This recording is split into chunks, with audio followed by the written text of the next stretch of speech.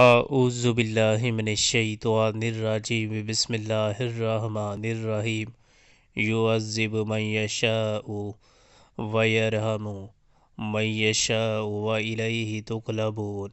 جسے چاہے سزا دے اور جس پر چاہے رحم فرمائے، اسی کی طرف تم پھیرے جانے والے ہو۔ وما انتم بمعجزین فی الارض ولا فی السماء وما لکم من دون اللہ من ولی ولا نصیر، تم نہ زمین میں عاجز کرنے والے ہو نہ آسمان میں، اور اللہ سے بچانے والا کوئی سرپرست اور مددگار تمہارے لیے نہیں ہے۔ والذین کفروا بآیات اللہ ولقائہ اولئک یئسوا من رحمتی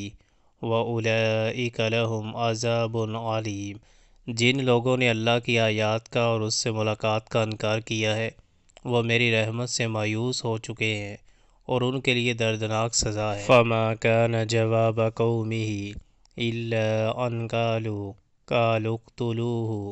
او حرقوہ فانجاہ اللہ من النار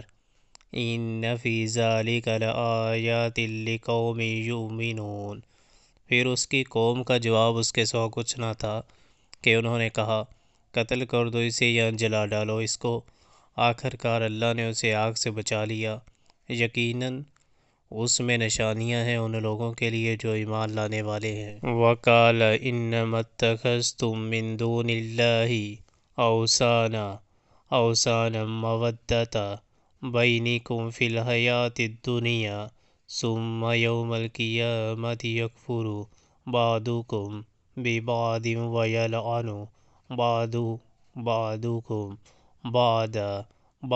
ومأواكم النار وما لكم من ناصرین۔ اور اس نے کہا، تم نے دنیا کی زندگی میں تو اللہ کو چھوڑ کر بتوں کو اپنے درمیان محبت کا ذریعہ بنا لیا ہے، مگر قیامت کے روز تم ایک دوسرے کا انکار اور ایک دوسرے پر لعنت کرو گے، اور آگ تمہارا ٹھکانہ ہوگی اور کوئی تمہارا مددگار نہ ہوگا۔